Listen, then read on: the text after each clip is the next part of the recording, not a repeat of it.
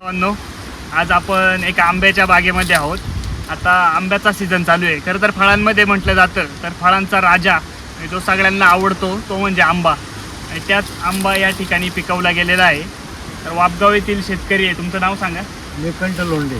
निळकंठ लोंढे साहेब बऱ्याच वर्षापासून आंबा या ठिकाणी पिकवतात. साधारण किती झाडं लावलेली आहे तुम्ही? साधारण 1000 झाड आहेत. 1000. आणि आंब्याचे आले आता 150 झाडांना यावर्षी उत्पादन पकडलेलं आहे. आणि नवीन लागवड किती केली आता? नवीन 500 केली. 500 झाडं नवीन लावलेली आहे. अशी मोठ्या प्रमाणावर त्यांनी सगळी कोकणातनं खरेदी आहे. कोकणातून खरेदी. रोपा वगैरे शिवाय सगळे ऑर्गॅनिक पद्धतीने, रासायनिक अजिबात खत वापरत नाही आपण. बरोबर. आणि पूर्ण सेंद्रिय पद्धतीने ही बाग केलेली आहे. कोणती जाते, कोणती व्हरायटी आहे? ही केसर आहे, केशर आहे, हापूस आहे, हापूस, रत्न हापूस आहे. रत्ना, 3-4 प्रकारचे केशर, रत्ना, हापूस, हापूस असे 2 ते 3 प्रकारच्या वाहनांची लागवड इथं त्यांनी माळ रानावर केली होती. आणि त्यांचं पहिल्यापासून उद्दिष्ट आहे की विषमुक्त, सेंद्रिय, कुठल्याही प्रकारचं केमिकल ह्या बागेला त्यांनी यावर्षी वापरलेलं नाही. आणि कल्टार, एक थेंब सुद्धा कल्टार या ठिकाणी मोठ्या प्रमाणात जर आपण कोकण भाग पाहिला किंवा जे कमर्शियल आंबा उत्पादक आहे ते मोठ्या प्रमाणात कल्टार वापरतात. पण इथे एक थेंब सुद्धा कल्टार साहेबांनी वापरलेलं नाही. आणि तरी सुद्धा फक्त न्यूट्रिशन, अन्नद्रव्याचं मॅनेजमेंट आणि योग्य फवारण्या केल्या तर आपण पाहू शकतो कशा प्रकारे आंबा या ठिकाणी लागलेला आहे. ह्या वर्षी काय वाटतं तुम्हाला, कसं आहे उत्पन्न आंब्याचं? 1 नंबर आहे सर. सगळे पूर्ण महाराष्ट्र, गुजरात इकडे तिकडे विचार केला तर आंबा कमी आहे. आणि या ठिकाणी आपण जर सेटिंग पाहिली आंब्याची तर भरपूर प्रमाणात याच्यामध्ये शिवले साहेबांचं खूप मार्गदर्शन असतं. ओम साई त्यांचं जे आहे. त्यामध्ये त्यांच्या याच्या सल्ल्याप्रमाणे आम्ही संपूर्ण खतं वगैरे, पाणी वगैरे वाढवतो.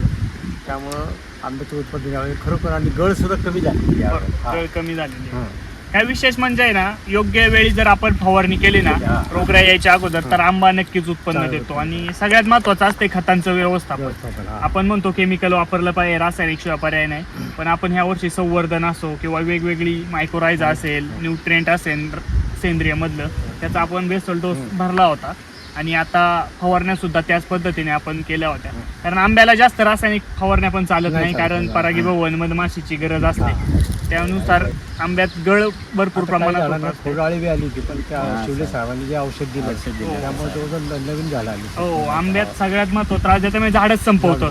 एकदा की बुंद्याला किंवा खोडाला आळी लागली, खोडकिडा आपण त्याला म्हणतो की झाड संपवतो. पण बोर्डो पेस्ट असेल त्यानुसार आपण त्याची लागवड त्या सगळ्या झाडांना बोर्डो पेस्ट लावलेली आपण आणि व्यवस्थित केलेले आहे.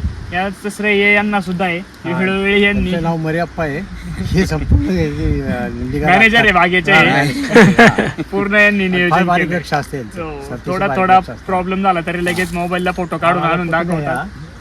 हा सुद्धा इथे येतो, मदत करतो. आणि आज त्याचं चीज झालेलं आहे. भरपूर प्रमाणात आंबे या ठिकाणी लागलेले आहे. हे झाड सुद्धा आपण पाहू शकता समोर.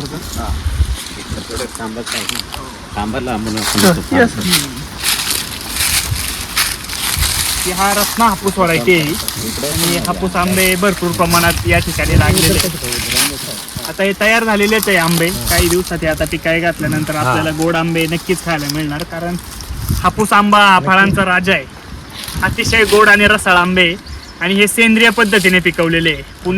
पुणे शहरात आणि आपल्या खेड तालुक्यात हे तुम्हाला नक्कीच सगळ्यांना उपलब्ध होईल. आणि केव्हा या तुम्ही, वापगाव आहे. वापगाव आमचं खेडपासून एक 8-10 किलोमीटर आहे फक्त. तेव्हा बागेला भेट द्या. आणि इथं सुद्धा विक्रीची व्यवस्था करणार आहोत. बरोबर. रोडलाच इथं वापगाव रोडलाच बाग आहे. विक्रीची व्यवस्था या ठिकाणी होईल. आणि एक आयडियल बाग आहे. कोणाला जर आंबा शेती करायची असेल तर नक्कीच ही बाग तुम्ही पाहायला येऊ शकता. धन्यवाद.